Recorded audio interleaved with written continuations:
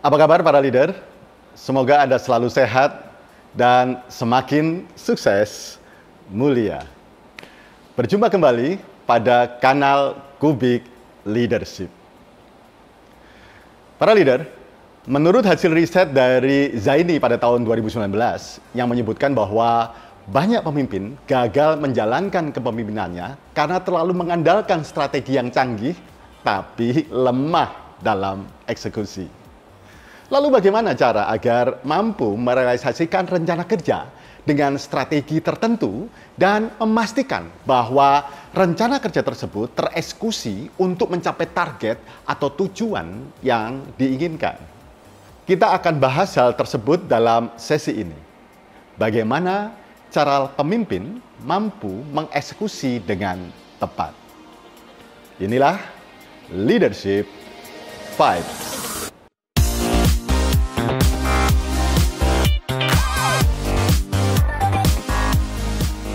Pemimpin yang benar-benar memimpin akan bertanggung jawab atas hasil dan proses kerja timnya. Ia akan mendorong dirinya agar dapat membawa timnya menghasilkan performa kerja terbaiknya dengan meminimalisir kegagalan dan mengimplementasikan strategi ke dalam rencana kerjanya.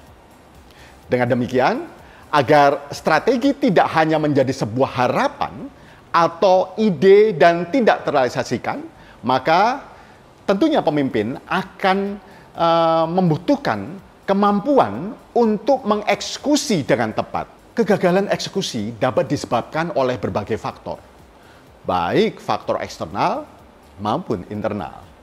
Namun, dalam memandang penyebab kegagalan eksekusi, orang cenderung fokus kepada faktor eksternal yang ada.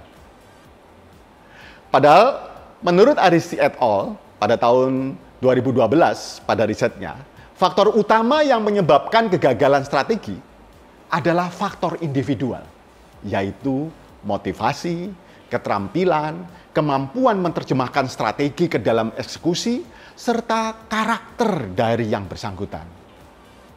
Dalam penelitiannya, Aristi menemukan bahwa faktor-faktor yang berpengaruh adalah mengimplementasikan strategi ke dalam eksekusi atau yang disebut dengan driving execution, yaitu kemampuan merealisasikan rencana kerja dengan strategi tertentu dan memastikan bahwa rencana kerja tersebut tereksekusi untuk mencapai target atau tujuan yang diinginkan.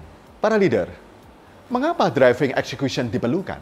Driving execution memberikan arah dan prioritas, antisipasi atas ketidakpastian, alokasi sumber daya yang efektif, dan tentunya memberikan acuan standar. Pertanyaannya, lalu bagaimana cara mengoptimalkan driving execution tersebut? Para leader, beberapa hal yang perlu Anda lakukan. Yang pertama adalah menyusun rencana aktivitas dan menuliskan rincian aktivitas tersebut, baik penggunaan sumber daya, estimasi waktu, dan kriteria keberhasilan yang akan menjadi acuan pelaksanaan dari proyek-proyek tersebut. Yang kedua, mengeksekusi rencana aktivitas tersebut, yaitu proses melaksanakan aktivitas-aktivitas kerja untuk menghasilkan deliverables sesuai dengan standar, sumber daya, dan waktu yang sudah direncanakan. Dalam hal ini, digunakan pendekatan kurva penting dan genting, dan dampak dan kemudahan eksekusi, di mana yang penting dan genting tentunya menjadi prioritas untuk kemudian Anda lakukan. Dan dampak dan kemudahan eksekusi itu juga menjadi pilihan utama dalam pengambilan keputusan Anda. Lalu bagaimana meningkatkan peluang keberhasilan eksekusi? Anda perlu untuk mengoptimalkan eksekusi dan delegasi kepada tim. Yang pertama, lakukan monitoring dan controlling dengan memberikan peluang seorang pemimpin untuk memeriksa seberapa baik dan sesuai pekerjaan tim dengan standar performa kerja, dan jika terdapat kesalahan kerja, dapat dilakukan tindakan korektif dengan cepat. Bagaimana jika ada masalah, hambatan, atau deviasi yang ditemukan saat proses monitoring dan controlling? Bagaimana juga jika ingin melakukan perubahan-perubahan tersebut? Maka Anda perlu untuk kelola perubahan. Karena perubahan bisa dipicu oleh change driver, yaitu perubahan-perubahan situasi politik, ekonomi, perubahan regulasi, teknologi baru, serta kebiasaan-kebiasaan sosial baru, maupun internal seperti proses strategi dan kebijakan yang diberlakukan di internal perusahaan Anda. Dan kepemimpinan dan regenerasi pada saat mereka menerapkan sistem dan lain-lainnya. Perubahan ini dilakukan dalam rangka memanfaatkan peluang atau mengatasi masalah yang muncul akibat change driver tersebut. Para leader, perubahan dapat dilakukan dengan pengelolaan sebagai berikut.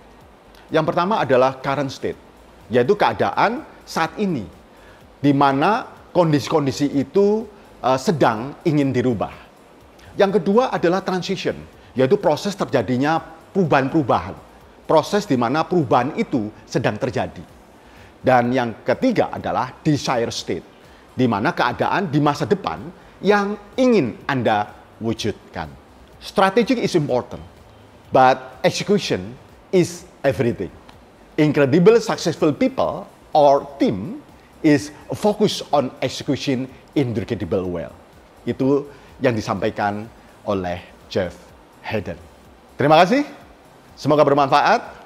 Salam sukses mulia.